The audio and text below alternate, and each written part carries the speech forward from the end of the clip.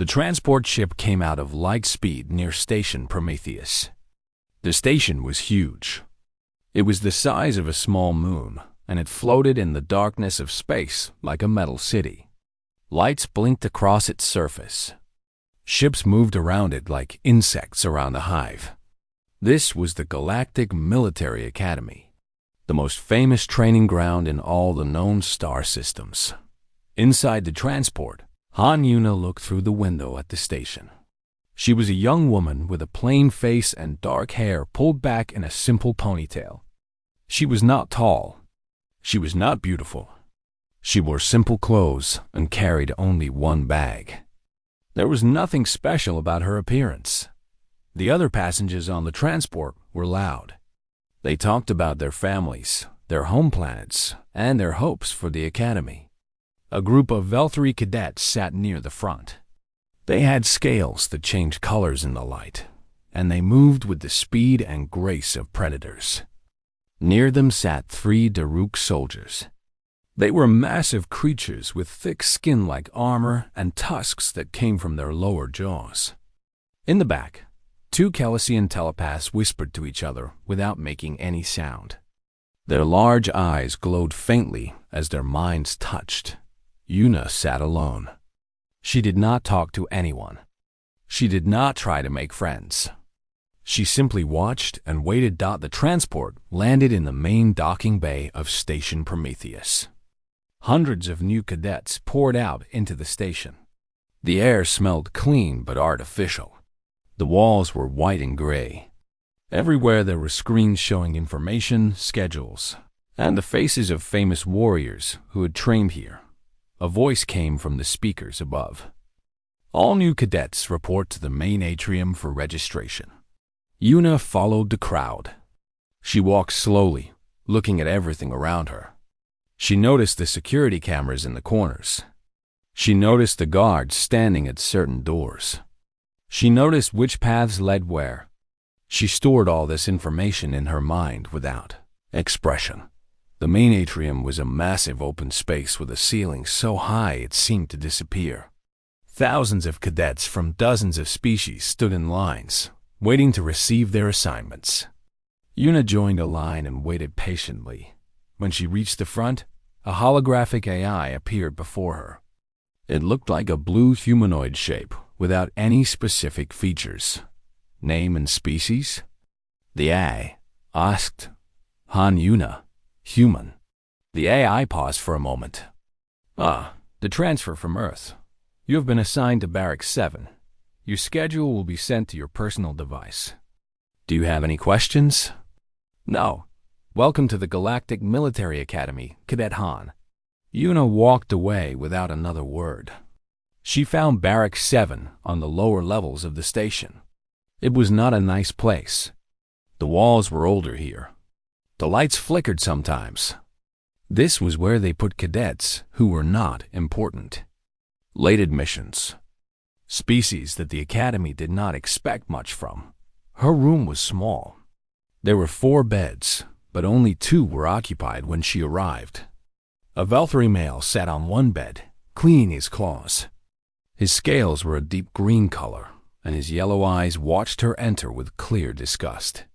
On another bed, a Daruk was sleeping, his heavy breathing filling the room like thunder. Another human, the Velthari said. His name was Desik. I heard about your species. You still have wars on your own planet. You fight each other instead of working together. How primitive. Yuna did not respond. She placed her bag on the empty bed and began to unpack.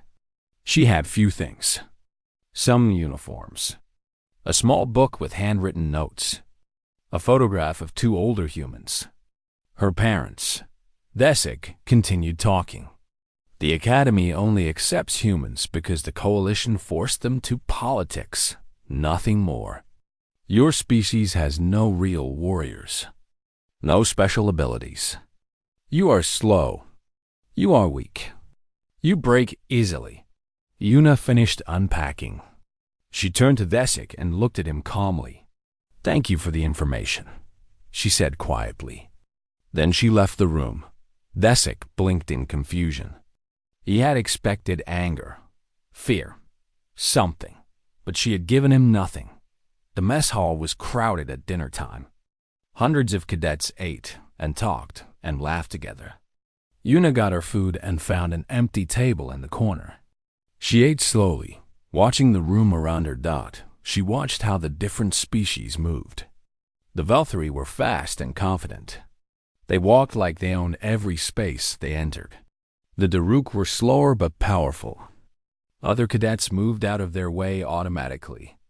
The Calassians stayed in small groups, their telepathic communication making them seem mysterious and connected. And the few other humans in the room? They tried to fit in. They talked loudly. They laughed at jokes. They worked hard to be accepted. Yuna did none of these things.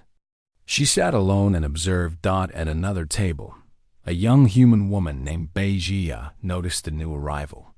Jia had been at the academy for 6 months. She had worked hard to prove that humans belonged here. She had earned respect through sweat and blood and determination. And now this quiet girl sat alone, making no effort to connect with anyone. Jia felt worried. Every human cadet represented their entire species. When one human failed, all humans were judged. Across the room, Instructor Velith also watched the new cadet. Velith was a Calassian with pale blue skin and eyes that seemed to see through walls. He had taught at the academy for 15 years. He had trained thousands of warriors. He could recognize talent, potential, and threat. This human girl was strange.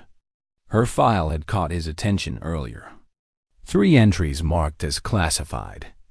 This was unusual. Most cadets had simple backgrounds: family, education, maybe some local military training. But this girl had secrets. Velith tried to read her mind, as Calassians could do with most species. He found nothing. Not a wall exactly. More like still water. A surface so calm that his mental touch simply slid away without finding anything to hold. Interesting, he thought. Very interesting. That night, Yuna lay in her bed and listened to the station around her. She heard the hum of the power systems. She heard the footsteps of guards in the hallway. She heard Thesik's scales rustling as he moved in his sleep. She thought about her mission. She thought about why she was really here. The academy believed she was a simple cadet, a transfer student from a primitive planet, someone to be ignored or mocked. Let them believe that, she thought. Let them see only what they expect to see. She closed her eyes and went to sleep with a peace that came from knowing exactly what she needed to do. The mockery would come. The challenges would come. But she had faced worse things than alien bullies and skeptical instructors. Much worse things. And she had survived them all. The Galactic Military Academy thought it was teaching her. They had no idea that she was here to teach them something instead. The lesson would come when they least expected it. The first week at the academy was designed to break new cadets. The instructors wanted to find weaknesses. They wanted to push everyone to their limits. They wanted to see who was strong and who was weak. Yuna showed them exactly what they expected to see. On the first day, there was a speed test. Cadets had to run through a course, while sensors measured their time. The Velthari finished in seconds. Their bodies were built for speed. The Daruk were slower but still impressive. Their powerful legs pushed them forward like living tanks. Yuna finished near the bottom. Her time was not terrible. It was simply average, unremarkable. The instructor wrote something on his tablet and moved to the next cadet without a second glance. On the second day, there was a strength test. Cadets had to lift heavy objects and carry them across a room. The Daruk dominated this test. They lifted weights that would crush a human body. Even the smaller Calassians used their mental powers to move objects without touching them. Yuna lifted what she could lift. She carried what she could carry. Again, her score was average. The instructor shook his head slightly and marked her down. On the third day, There was a combat test. Cadets were paired against each other in a training ring. The rules were simple. Make your opponent fall down or leave the ring. Win and you move forward. Lose and you go to the back of the line. Una was paired against Desik. The Valkyrie smiled when he saw her name appear on the screen next to his. "This should be quick," he said loudly. Other cadets gathered to watch. Word had spread about the quiet human girl who could not do anything special. They stepped into the ring. The floor was soft to prevent injuries. A buzzer sounded to start the match. Desik moved like lightning. His clawed hand shot toward her chest. In the same instant, Una fell backward. She hit the ground on her back. The match was over. 4 seconds. That was all it took. Desik raised his arms in victory. The watching cadets laughed. A Daruk slapped Desik on the back in congratulations. 5-second Han, someone called out. The name stuck immediately. Within hours, everyone in the barracks knew about the human who could not last 5 seconds in a fight. Una stood up slowly. She dusted off her uniform. She walked to the back of the line without expression. She did not complain. She did not cry. She simply waited for her next turn. But inside her mind, she was cataloging information. She had watched Desik move. She had measured his speed. She had noted the angle of his attack, the position of his feet, the tension in his muscles before he struck. She now knew exactly how he fought. That evening, Bei Jie found her in the mess hall. "We need to talk," Jie said, sitting down across from her.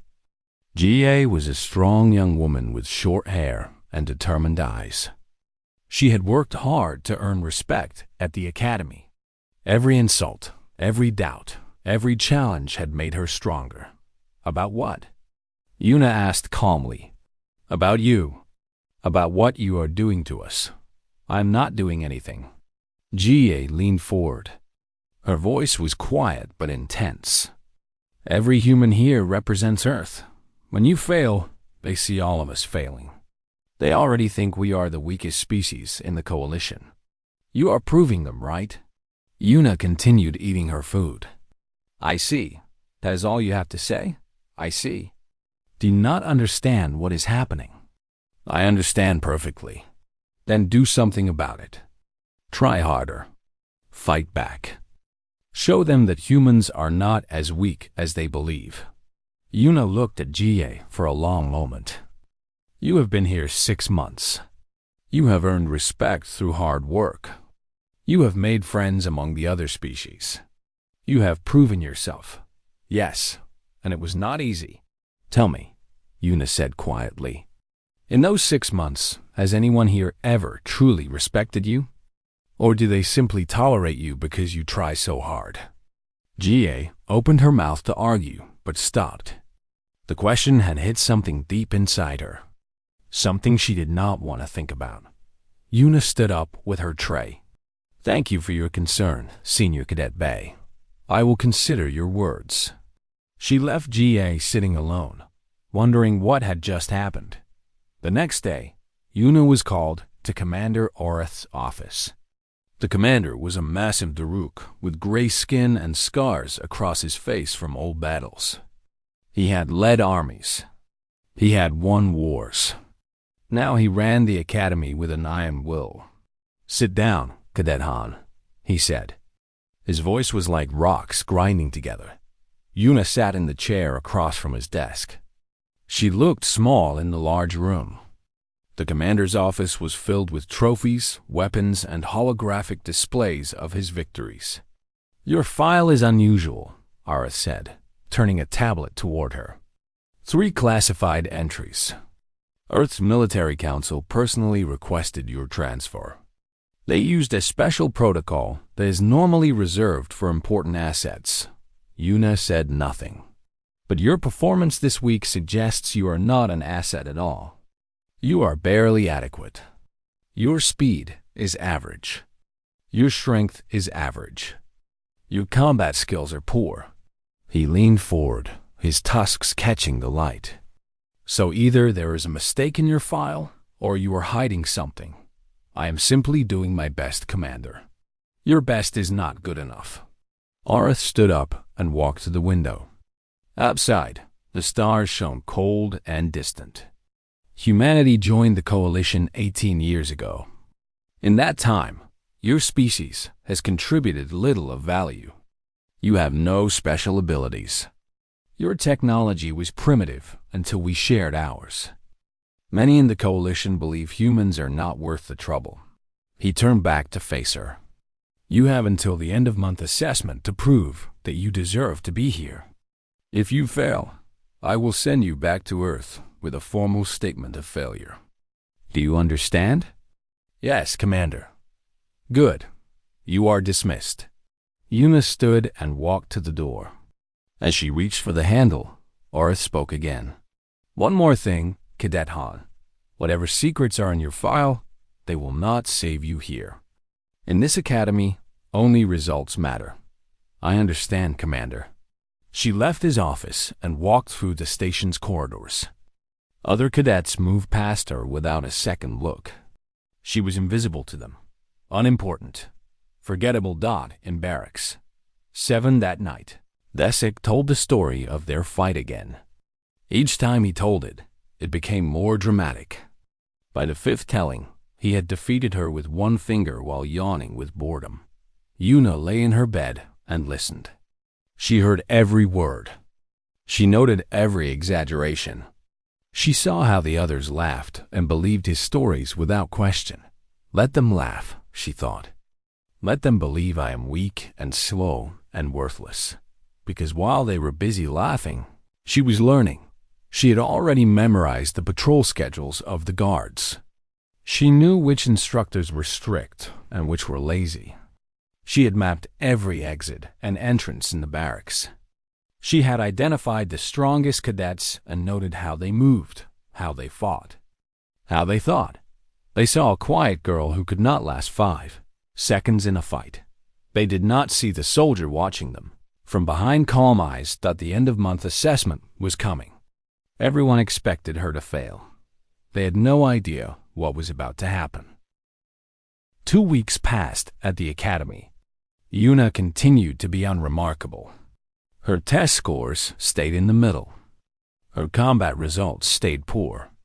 The nickname 5-Second Han followed her everywhere like a shadow. The other cadets had stopped noticing her completely. She was like furniture, like a wall, something that existed but did not matter. This was exactly what she wanted. Every day, she watched and learned.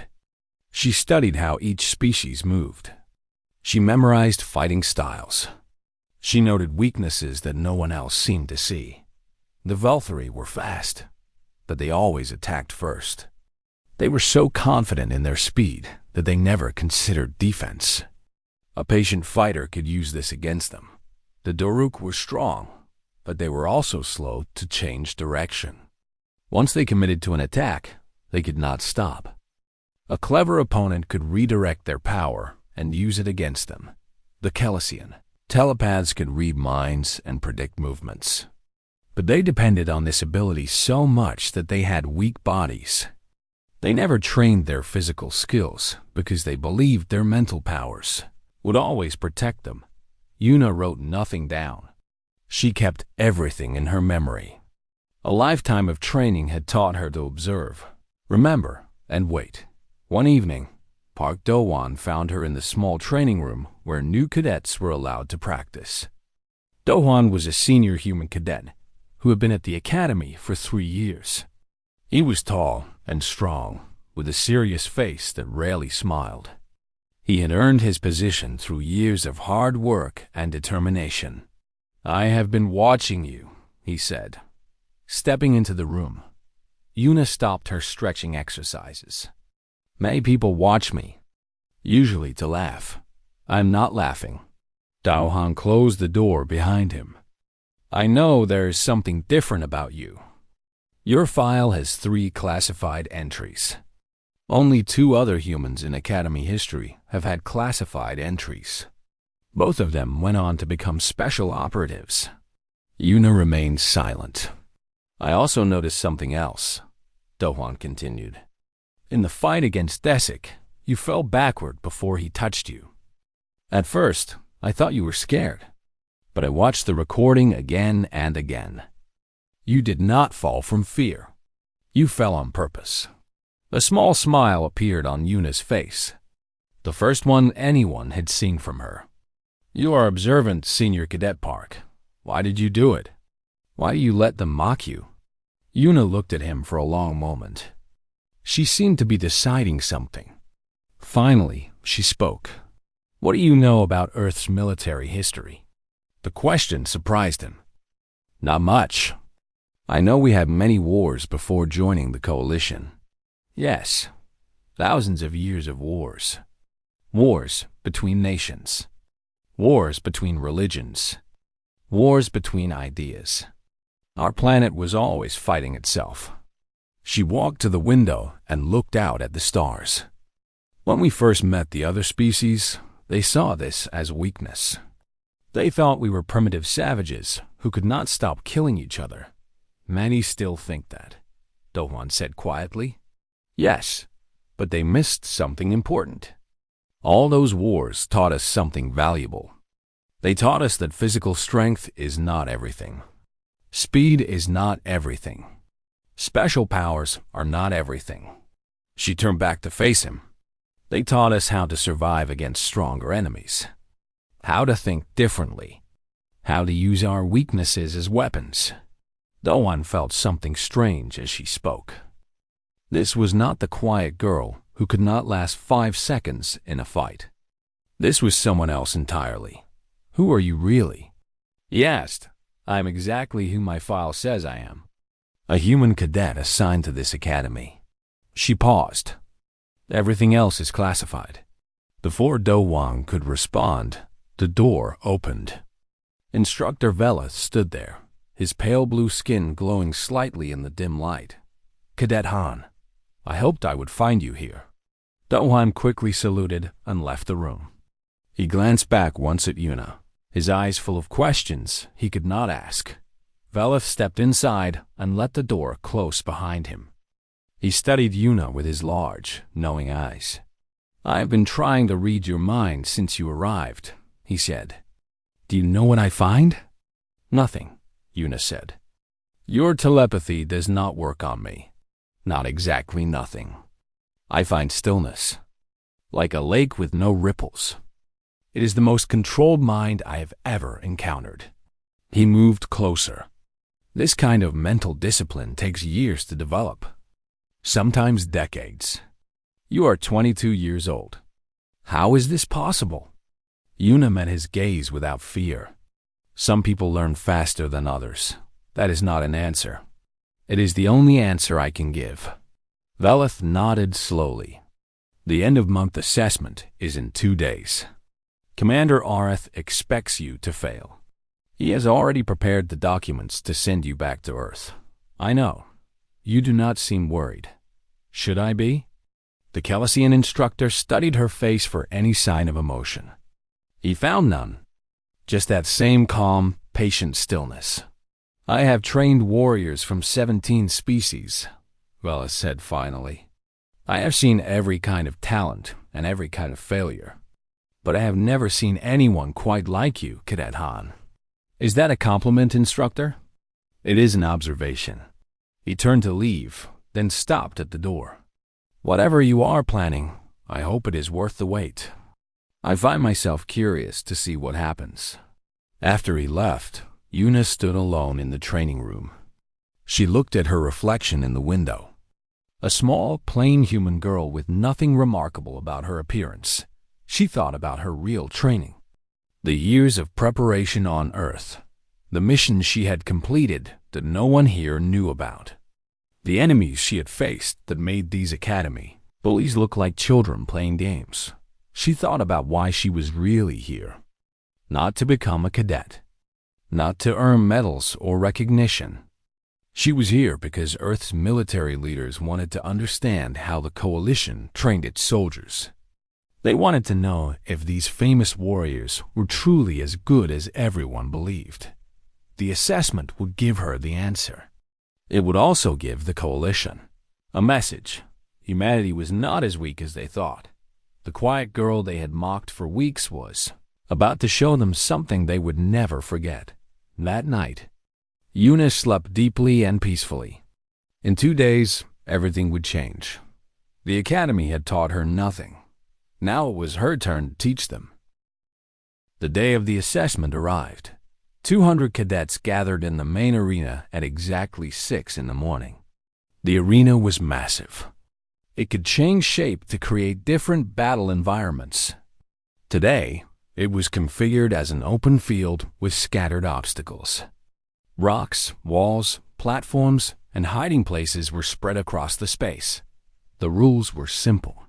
Every cadet for themselves. Fight until only 50 remained standing. Those 50 would advance to the next phase. Everyone else would be ranked according to how long they survived. Una stood at the edge of the formation. She wore the same standard combat suit as everyone else. She looked small compared to the Doru cadets nearby. She looked slow compared to the Valkyrie. She looked ordinary in every way. Desik positioned himself close to her. His green scales rippled with excitement. "I will try to find you early," he said with a cruel smile. "Maybe this time you can last 6 seconds instead of 5. Several cadets nearby laughed. Even some of the instructors watching from above seemed amused. Una said nothing. She simply waited. Commander Orth's voice came through the speakers. "This assessment will test your survival instincts, your combat skills, and your ability to make quick decisions. There are no teams. There are no friends. Only survivors and the defeated. Begin on my signal." A countdown appeared on screens around the arena. 10:98. Yuna felt her heartbeat slow down. Her breathing became deep and steady. The world around her seemed to move slower. 7, 6, 5. She had done this before. Not in training simulations. In real combat. Against real enemies who wanted to kill her. 4, 3, 2. The cadets around her tensed, ready to explode into action. 1. A loud buzzer sounded. The assessment began. Desik moved instantly. His clawed hand shot toward Una's chest. He was fast. Incredibly fast. His attack would connect in less than a second. But Una was not there. She had moved the moment the buzzer sounded. Not faster than him. She had simply moved first, before he even started. She had watched him prepare. She had seen the small movements in his muscles, the shift in his weight, the direction of his eyes. She knew where he would strike before he knew. Her hand touched the nerve cluster under his jaw. It was a gentle touch, almost soft, but it was placed with perfect precision. Desik's eyes went wide. His body went stiff. Then he collapsed to the ground, unconscious. The arena went silent. Cadets who had been rushing toward each other stopped. They stared at the small human girl standing over the fallen Valkyrie champion. The fight had lasted less than 2 seconds. Then the chaos began. A Daruk named Grommash roared and charged at Una. He was massive. His armored body could break through walls. His fist could crush metal. Una did not run. She did not dodge at the last second. Instead, she walked toward him. Grommash swung his enormous fist. It should have destroyed her. She stepped slightly to the side. Her hand touched his wrist as it passed. She used his own momentum against him, redirecting his force toward a stone pillar nearby. He hit the pillar at full speed. The impact shook the ground. He did not get up. 3 Valkyrie attacked together. They had seen what happened to Desik. They knew she was dangerous. They came from different directions, their claws ready. Una moved like water. She flowed between their attacks, never stopping, never slowing. Her hands found pressure points. Her feet swept legs. In 5 seconds, all 3 were down. The watching crowd above the arena could not believe what they were seeing. Instructor Velith leaned forward, his telepathic powers straining to understand. He still could not read her mind. But now he saw something else. Her movements were not random. Every step was planned. Every counter was calculated. She was fighting like someone who had studied each of these cadets for weeks, because she had. Every dinner in the mess hall. Every training session where she had watched from the sidelines. Every failure that let her observe without being observed. It had all been preparation. A group of Kelsian telepaths tried to predict her movements. Their powers had always worked before. They could see what an enemy would do before it happened, but when they reached for Yuna's mind, they found only stillness. No thoughts to read. No intentions to predict. Just calm, empty water. She defeated them with simple strikes. Without their mental advantage, they were the weakest fighters in the arena. Senior cadets, who had trained for years, fell in moments. Yuna did not use strength. She used knowledge. She knew how each species moved. She knew their habits and their weaknesses. She had learned these things while everyone thought she was too weak to matter. Beijie watched from across the arena. She had been fighting her own battles, surviving through skill and determination. But now she stopped to stare. This was the quiet girl who had sat alone at meals. The one who never talked. The one everyone called 5-Second Han. That girl was gone. In her place was something else entirely. A warrior who moved like a ghost through the chaos, leaving a trail of unconscious bodies behind her. 50 minutes passed. Then 16. Then 17. The arena grew quieter. Fewer cadets remained standing. Those who were still conscious had started to avoid Yuna. They fought each other instead, hoping someone else would stop her. No one could. At 18 minutes, the assessment ended. Not because 50 cadets remained, but because only one cadet was still standing. Han Yuna. She stood in the center of the arena, surrounded by the unconscious forms of 199 opponents. Her breathing was calm. Her uniform had no marks. She had not been touched even once. The silence in the arena was complete. Even the instructors could not find words. Then Commander Arth's voice came through the speakers. It sounded strange, confused, maybe even frightened. Assessment paused. Cadet Han, report to the observation deck. Immediately. Yuna looked up at the observation windows where the senior officers watched. She gave a small nod. Then she walked calmly toward the exit, stepping carefully around the fallen cadets. Behind her, Desik was starting to wake up. He saw the bodies around him. He saw the small human girl walking away. His mind could not understand what had happened. None of them could, but they were about to learn. The observation deck was crowded when Yuna arrived. Commander Arth stood at the center, his massive Daruk body tense with barely controlled emotion. Instructor Velith was there, his pale blue skin reflecting the light from multiple screens.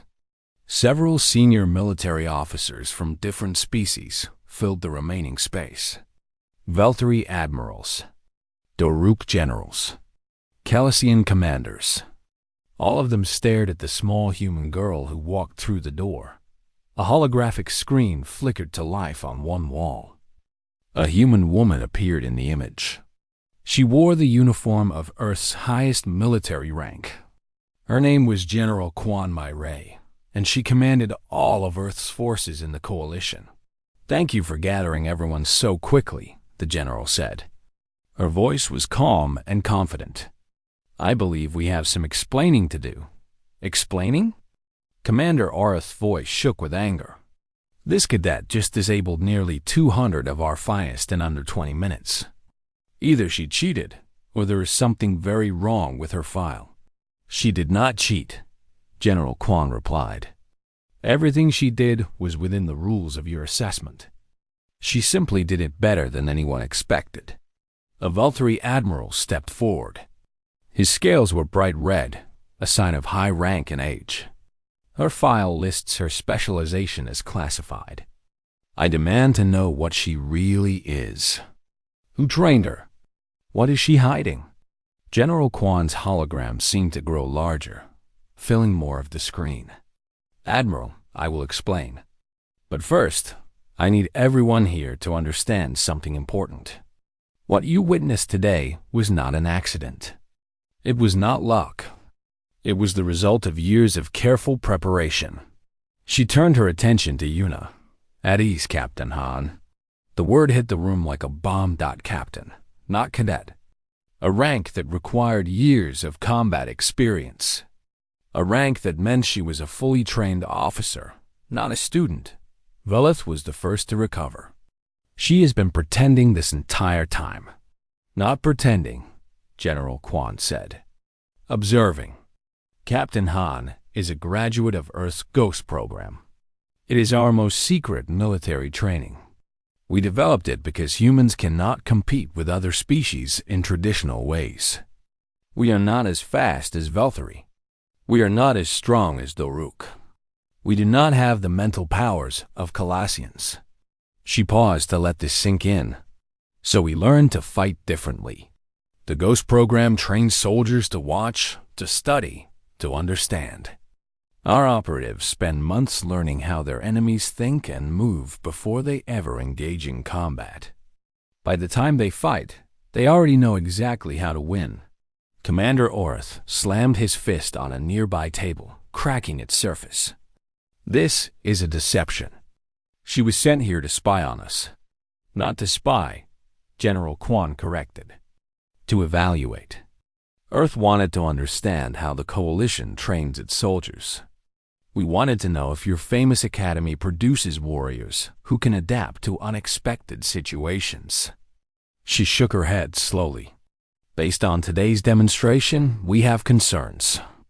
Your cadets expected Captain Han to be weak because she appeared weak. They assumed she could not be dangerous because she had lost one training fight. Not a single one of them questioned these assumptions. The room fell silent. The officers looked at each other, uncomfortable. In real combat, the general continued, enemies do not announce their abilities. They do not show their true strength in training exercises. They wait until the moment is right, then they strike. Your cadets have no experience with this kind of threat.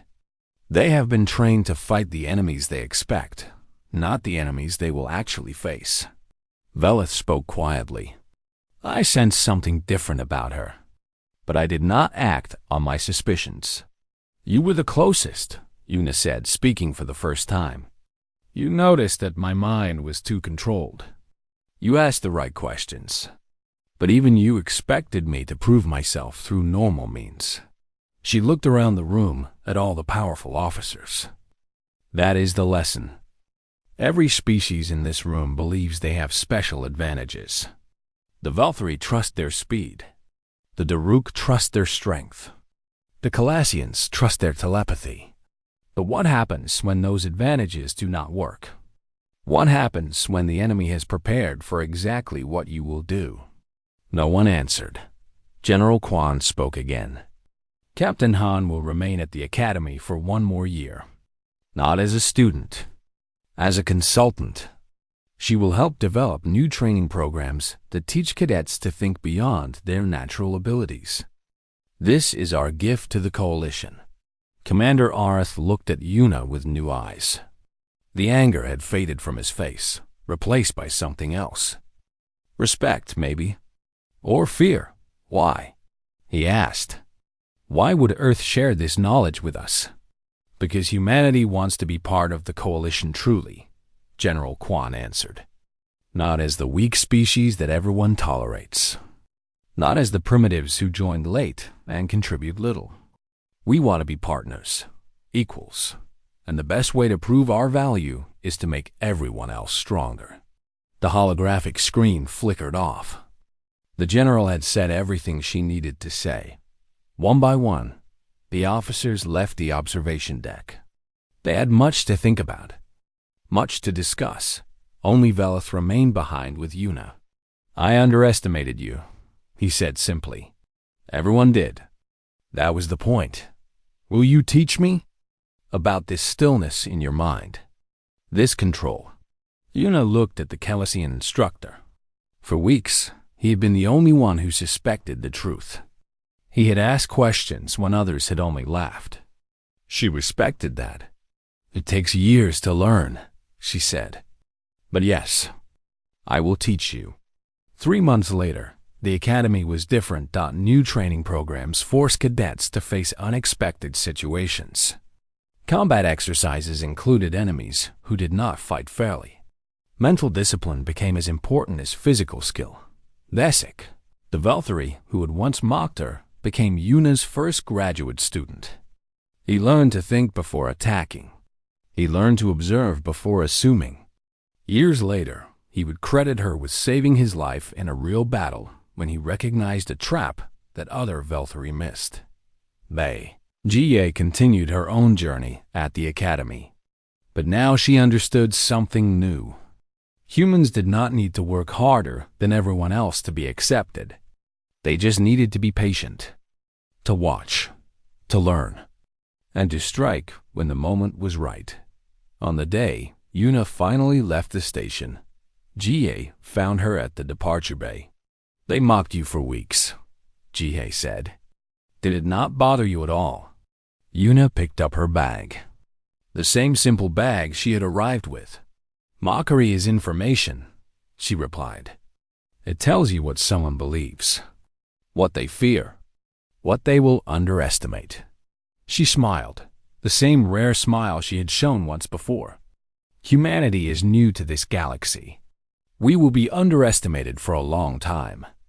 That is not a weakness, Cadet Bay. She stepped toward the waiting transport ship. It is our greatest advantage. The transport doors closed behind her. Jie watched through the window as the ship lifted off and flew into the darkness of space.